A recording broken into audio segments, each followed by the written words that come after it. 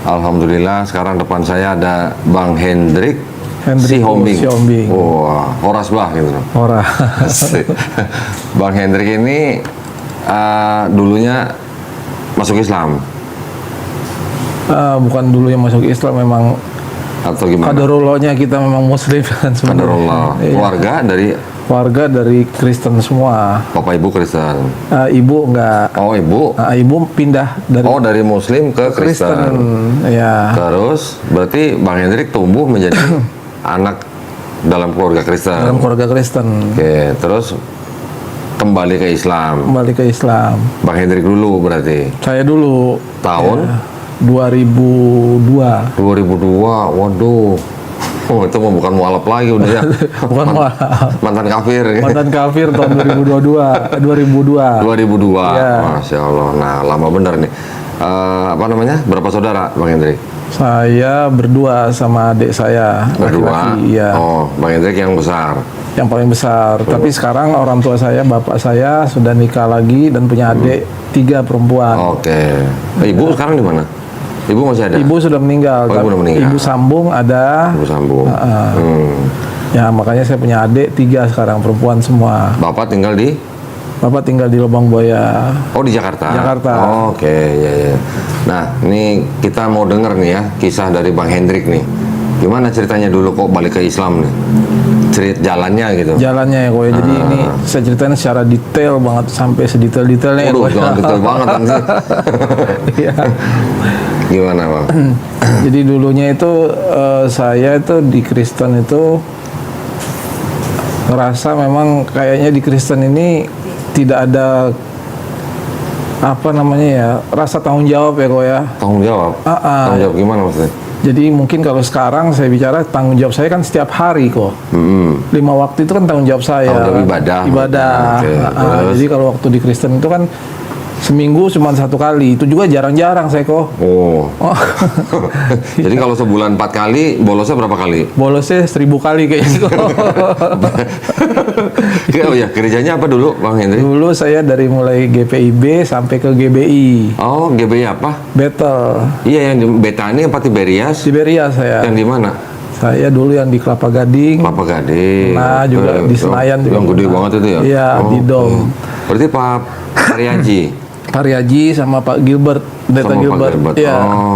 Oh, anak buahnya Pak Gilbert nih mantannya. Terus? Ya, akhirnya. Tapi di situ juga selama di Kristen itu saya masih tetap ya begitulah kok.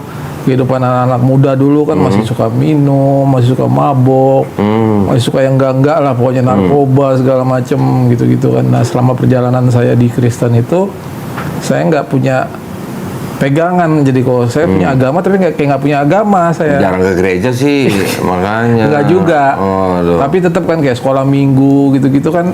Saya tetap ini juga kan ada kayak saya ngajar sekolah minggu kan, ngajar nyanyi maksudnya. Oh, ngajar nyanyi. Jadi karena pemain musik apa penyanyi? Dulunya saya penyanyi. Oh, gitu. Punya band? Ya dulu begitu kok. Band apa namanya?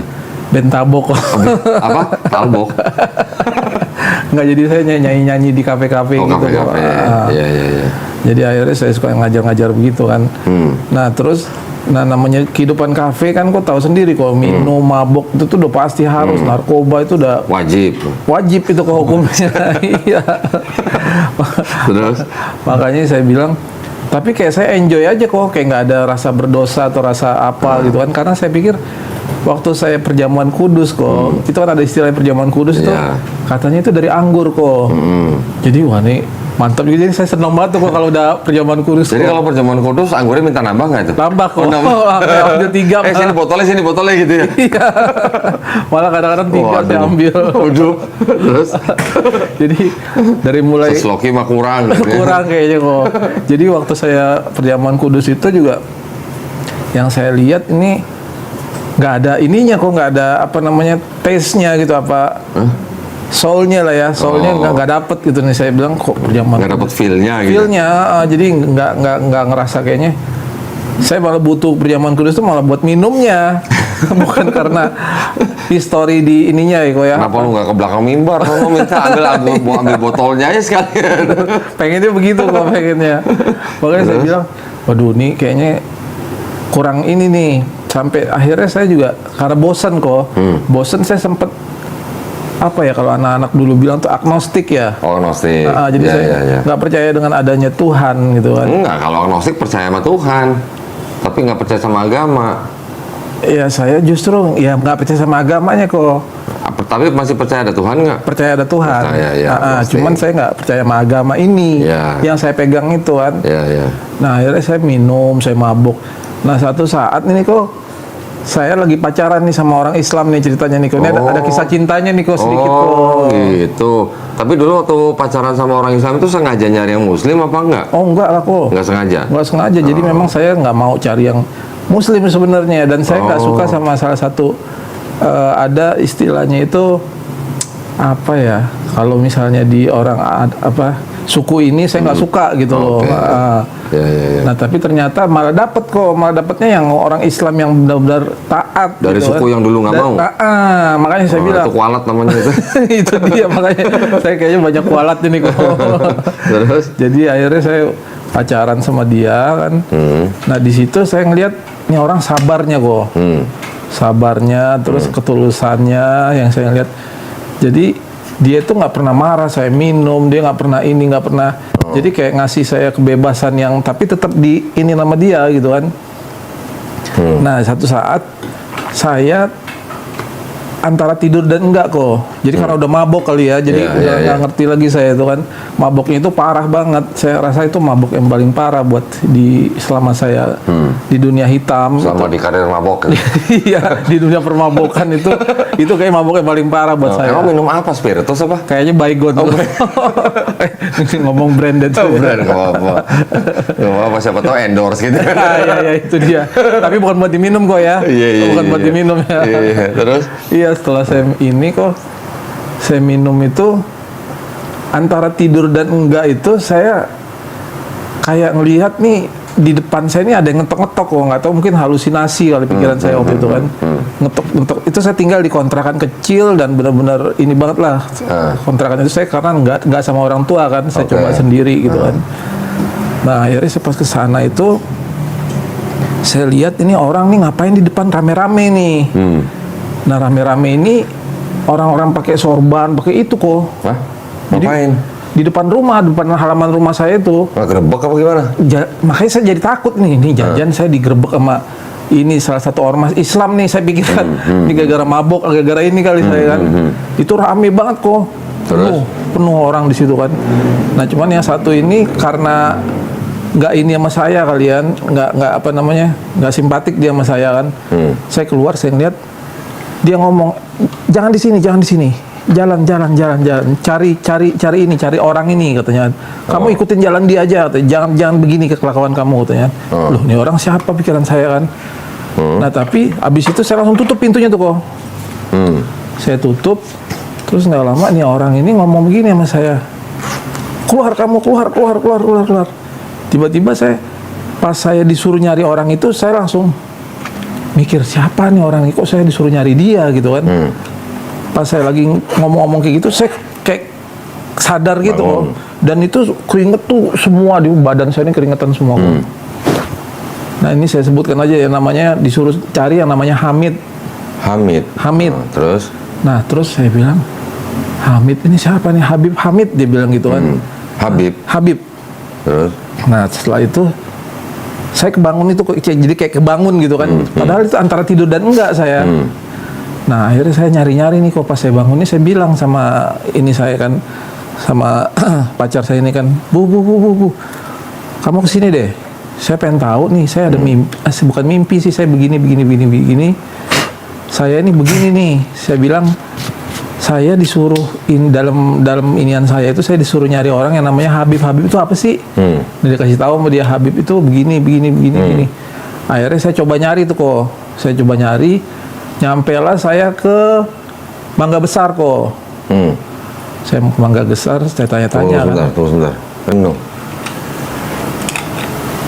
Nah, lanjut Bang. Terus ke Mangga Besar. Mangga Besar. Mangga Besar. Gang berapa nih? Mangga Besar berapa nih?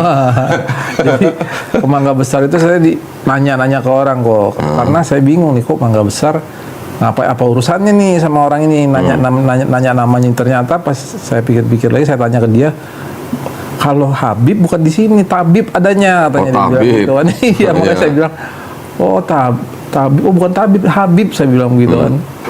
Nah, saya udah lama, udah banyak tempat tuh kok yang saya tanya-tanyain kok. Tiba-tiba disuruh lah sama orang Maga Besar ini, coba ke Condet, katanya kan. Dari situ saya ke Condet kok, saya cari semua sampai tukang ojek semua, saya tanyain semua satu-satu tuh kan. Nggak ketemu kok. Saya pasrah, udahlah, nggak mungkin nih, nggak ada artinya nih orang yang ngomong kan. Tiba-tiba nggak beberapa bulan kemudian, 2 atau 3 bulan kemudian kok ada orang yang ngontrak di tempat deket saya ini, namanya Hamid kok. Nah dia dari Hadraul Maut. Terus? Nah dia nih ya mukanya muka Arab gitu kok. Tiba-tiba, nah itu saya, kalau dia ngeliat saya itu setiap saya pulang mabok saya kan. Dia itu masih mabok tuh? Masih terus, masih jalan. Udah kapok habis itu. Masih jalan kok. Terus, iya kan. Terus? Akhirnya saya ngeliat dia kan, dia senyum aja kan.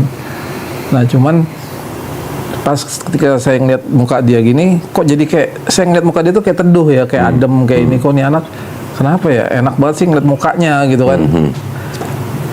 Setelah beberapa kali ketemu, akhirnya saya ngobrol sama dia tuh kok.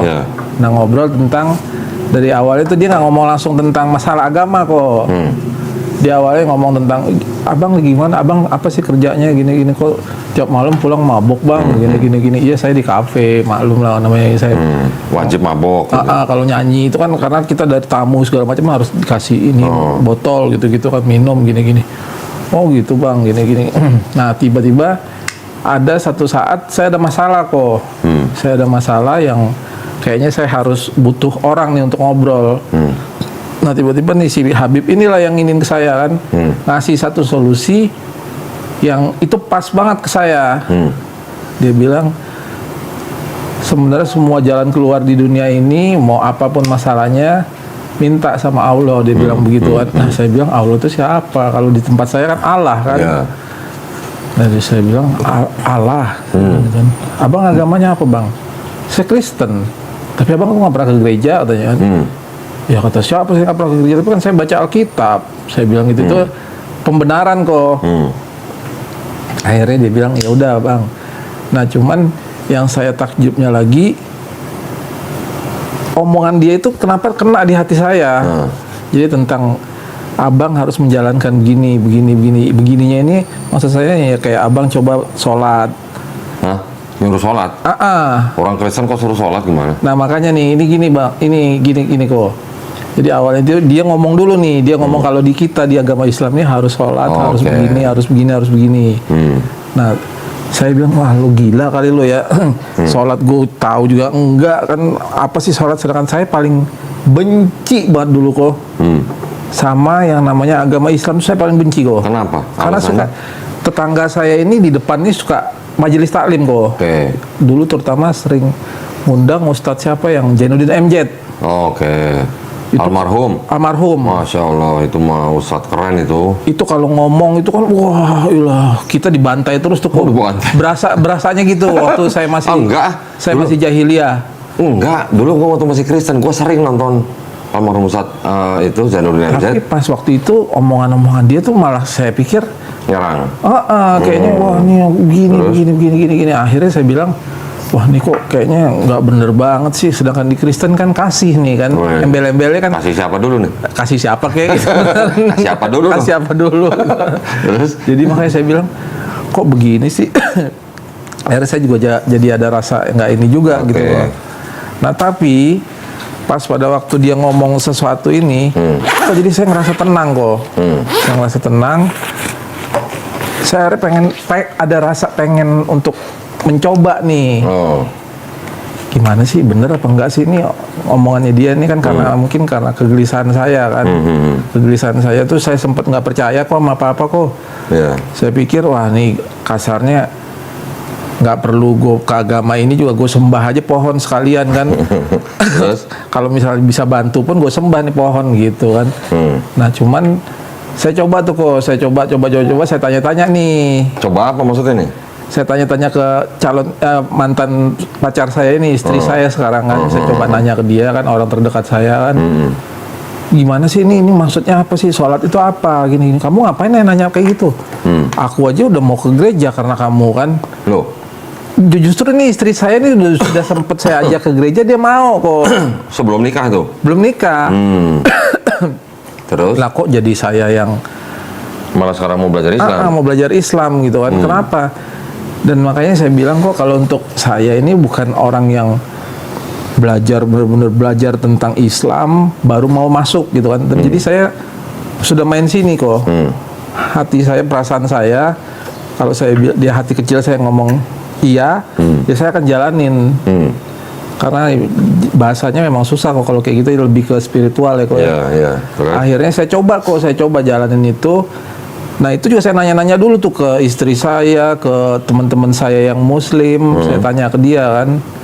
Nah baru saya mau minta ajarin nih sama si Habib ini nih. Nah dia ngomong, saya itu kalau di Islam itu katanya karena saya dari Hadramaut, saya begini, makanya saya dipanggil Habib. Karena saya keturunan Rasulullah.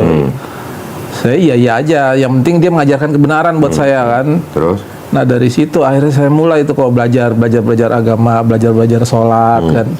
Dan ternyata di agama itu, di agama yang sekarang ini luar biasa kok, banyak banget mukjizat yang saya dapetin ya, bukan mukjizat ya, mungkin kalau mukjizat bahasa sebelah lah ya. Enggak, di Islam juga ada ya. Jadi lebih banyak hal-hal yang kayak gitu kok yang terjadi di hidup saya, dengan keyakinan yang saya punya, dengan agama yang saya milikin sekarang ini. Banyak saya dapat hal-hal kayak gitu. Jadi contohnya nih kok, salah satu contohnya, saya tidak kerja apa-apa kok. Istri saya harus melahirkan. Saya pegang duit cuma 15.000 kok. 15.000 tuh. Tunggu, itu kan setelah menikah. Setelah menikah. Nah, sebelum menikah ini berarti waktu itu belajar Islamnya sama Habib itu. Sama Habib itu. Hamid. Habib Hamid. Terus setelah itu? Nah setelah itu baru belajar saya terus bersyahadat atau gimana? diislamkan sama Habib Hamid. Bersyahadatnya sama Habib Hamid. Habib Hamid. Oke. Terus? Nah makanya juga ini nanti saya akan tanya ke Koko. Apakah cara bersyahadat yang benar itu harus kan, saya lihat juga di videonya Koko tuh ada bahwa ini harus di masjid, terus ada dapat apa namanya koko segala macam gitu-gitu kan. Peralatan sholat gitu-gitu. Nah kalau saya kan enggak, jadi saya setelah disahadatkan itu ya udah sah saya jadi Islam dan tidak ada catatan-catatannya kok. Oke, terus? Karena itu kan person to person kan. Akhirnya udah saya menjalankan itu. Nah saya nikah lah nih. Jadi pas pada waktu nikah ini saya sudah bukan Kristen lagi. Tapi waktu setelah bersyahadat terus ganti keterangan agama di KTP enggak? Enggak. Nah, terus nikahnya cara apa? Secara Islam. Lah kok bisa KTP-nya? KTP-nya Kristen? KTP-nya Islam. Loh, kapan gantinya? Ya udah diganti kok. Jadi maksudnya waktu itu mungkin ya pakai inilah apa namanya orang dalam lah gitu kan. Ganti KTP-nya sebelum syahadat apa sesudah syahadat? Ganti KTP-nya sesudah syahadat. Oh, ya berarti ganti. Setelah syahadat ganti. Baru ganti. Oke. Terus? Nah setelah itu baru pas setelah saya nikah ini itu nggak langsung enak kok kehidupan saya. Jadi sampai wah itu dengan biaya cuma 15.000 itu saya bisa, akhirnya istri ini teman saya yang sudah lama kok, yang saya cuman yang nggak kepikiran sama saya lah. Jadi saya sebutkan aja nih kok ya.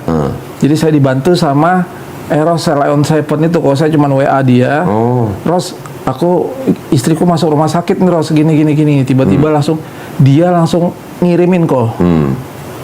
Nih udah kau ini. Tadinya saya malu dan takut ngomongnya. Tapi kayaknya Allah tuh bilang, "Ya udah nggak apa-apa."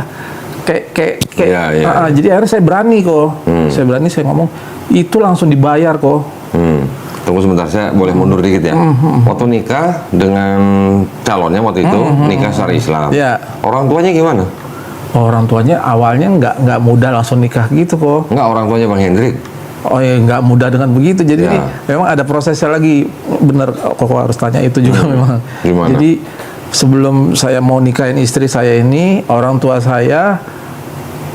nggak terlalu ini sebenarnya kok. Cuman yang ngeri itu keluarga dari saya, keluarga besar saya justru. Sampai ada yang bilang, udah tahu lo Islam itu identik dengan kemiskinan, lo malah masuk ke situ, lo jadi orang susah kan lo nantinya, lo lihat aja. Pada dinyaci-nyaci yang begitu-begitu deh ya. Nah, waktu Bang Hendrik masuk Islam, ngasih tahu orang tua. Masih tahu kok. Terus gimana reaksinya? Ya kalau orang tua saya sih nggak terlalu yang Nggak apa-apa. jadi ya memang ya terserah kau ya, kau yang pilih jalan kau ya, kau yang jalanin sendiri nanti. Cuman jangan minta tolong sama aku ya, kalau terjadi apa-apa. Terus waktu nikah orang tua datang. Oke, terus? Nah udah datang gitu. Nah cuman dia masih ya mungkin karena sayangnya ke saya itu, jadi ya dia kasih ini adalah kebebasan lah buat saya kan. Nah cuman di sini yang saya pikir juga, waduh nih kok dari keluarga istrinya malah yang justru pertentangan ini kok. Keluarga istrinya Bang Hendrik malah menentang. Sebelumnya ini memang saya ini nggak langsung nikah begini kok. Jadi dari bapak saya juga ada, dari keluarga besar saya juga ada pertentangan, dari keluarga istri pun kayak gitu juga kok. Jadi kita ini sebelum saya disahadatkan, ini saya udah sahadat.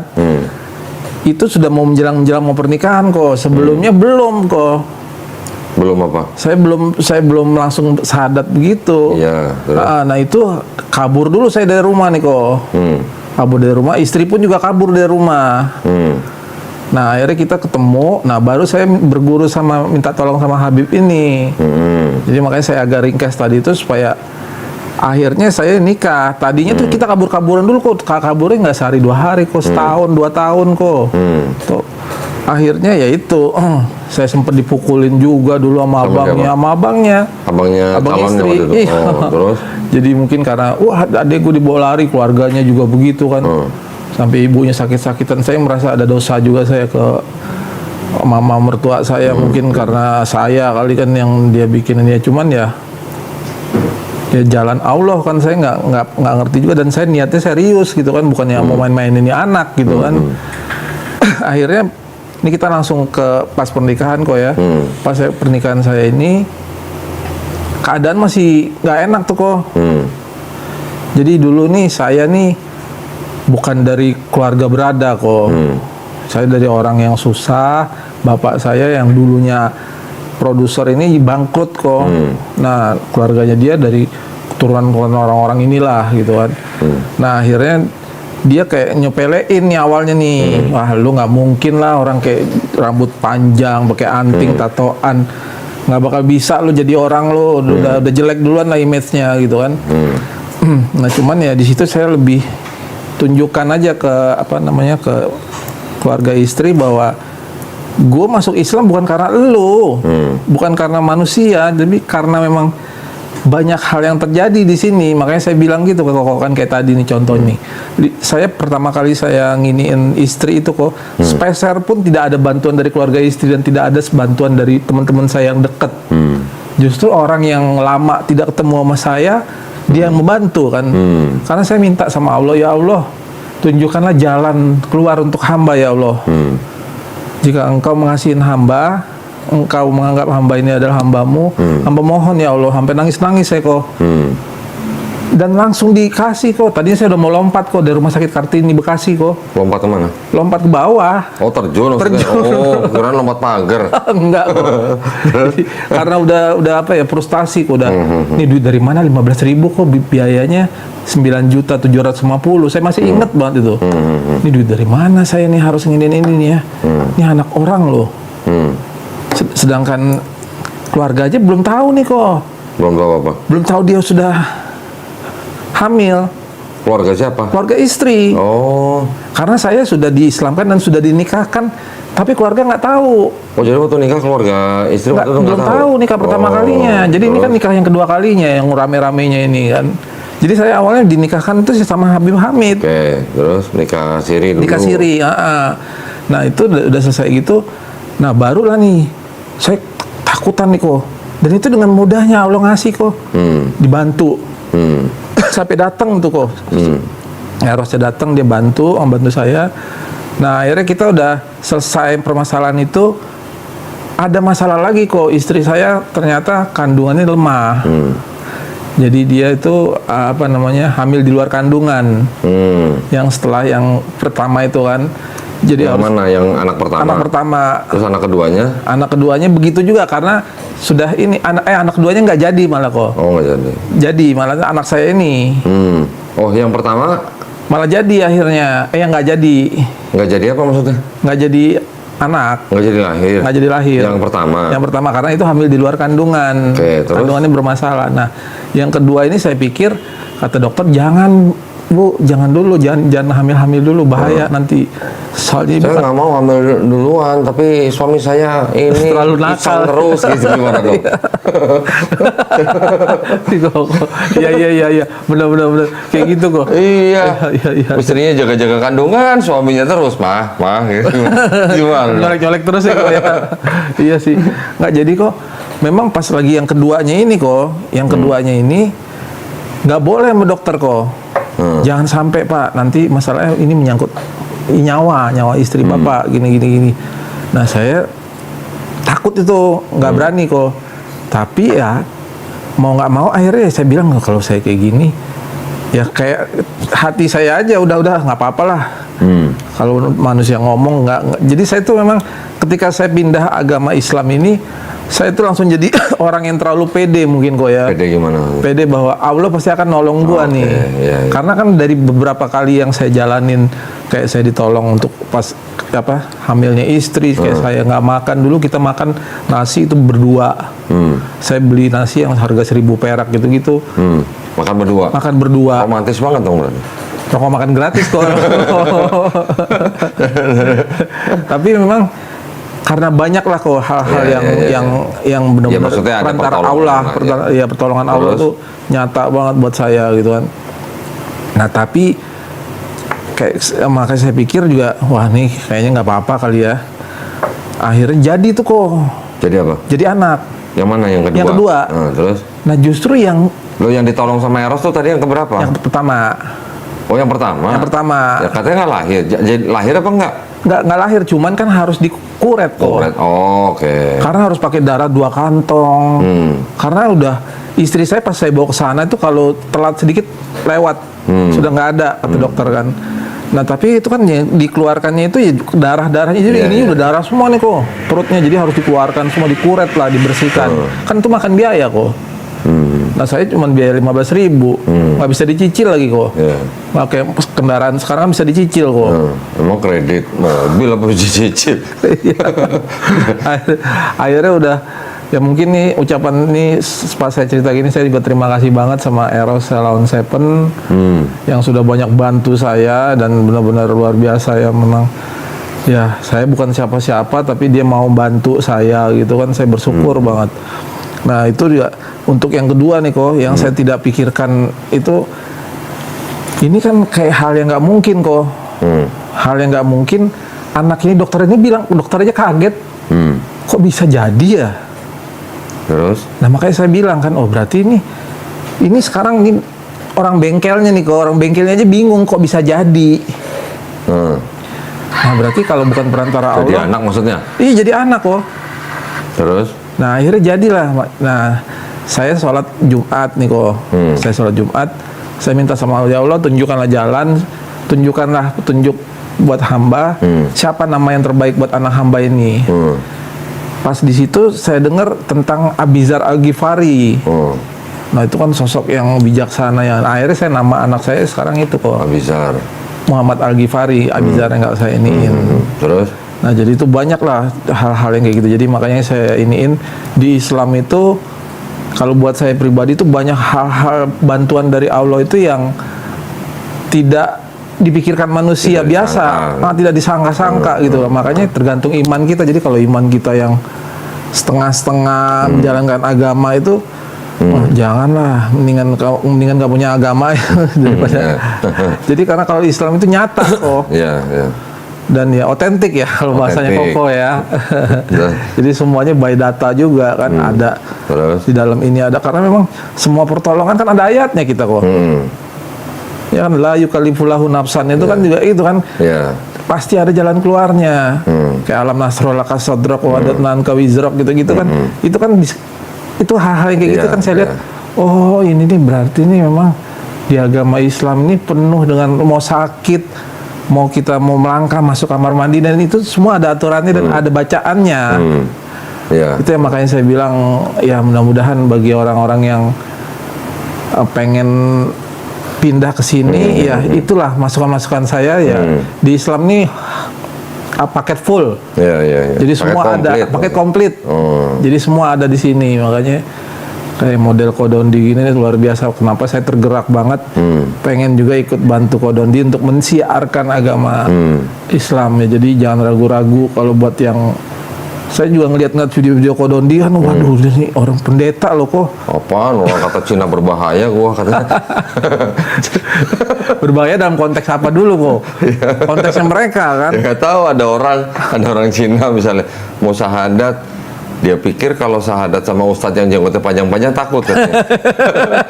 Dia tunjukin ke mamanya, nih saya mau syahadatnya sama ini kok Cina juga nih katanya.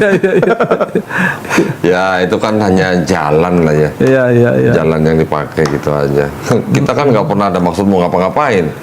Mereka yang mau berpikir sendiri itu kan hak mereka juga gitu. Bahasanya saya ke Koko apa? Buat Koko nih, julukan saya ke Koko nih. Jadi tipikal manusia itu yang saya lihat di Koko ini bukan manusia yang mencari kebenaran, tapi manusia yang mencari pembenaran, tapi manusia yang mencari kebenaran. Kalau pembenaran mah semua orang merasa cari pembenaran terus kok. Ya. Tapi kalau kita otentik kan, lu mau ngomong apa lo? Ini ada nih datanya nih. Kebenaran kan? Kalau pembenaran kan bisa dikarang kok. Ya, asumsi. HP-nya baru soalnya. Nah, itu dia. HP-nya baru belum disetting gimana? Jadi Iya. Nah, terus gimana sekarang keadaannya Bang Hendrik dengan istri kan alhamdulillah baik-baik. Alhamdulillah baik-baik aja. Nah, satu lagi ada masalah ini kok. Jadi memang kalau kata guru saya dulu, segala sesuatu yang kita undang di zaman dahulu pasti akan datang. Undang siapa nih maksudnya nih? Ya contoh kayak dulu saya suka minum, saya suka narkoba gitu-gitu. Sekarang datang kok. Siapa maksudnya, teman-temannya? Penyakit-penyakitnya kok. Oh gitu. Akibatnya.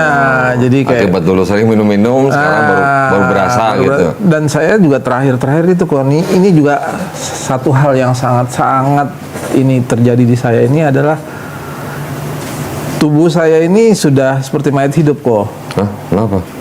Jadi yang seperti saya bilang, saya ini pertama kali waktu itu sempat ngalamin hepatitis C.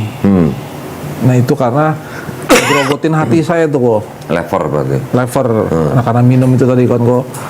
Nah itu alhamdulillahnya saya tetap dibantu lagi sama Allah kok. Padahal saya udah bandel, saya udah nggak bener, masih gue tolong juga kata Allah kan.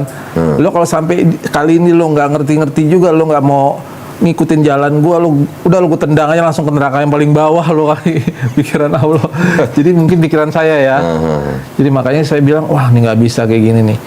Pas saya dia periksa ke dokter nih kok, hepatitis C, akhirnya ngerogotin hati saya kok. Nah, pas saya periksa lagi ke dokter hati, fungsi hati saya udah tinggal 25% kok. Waduh. 75%-nya sudah parut.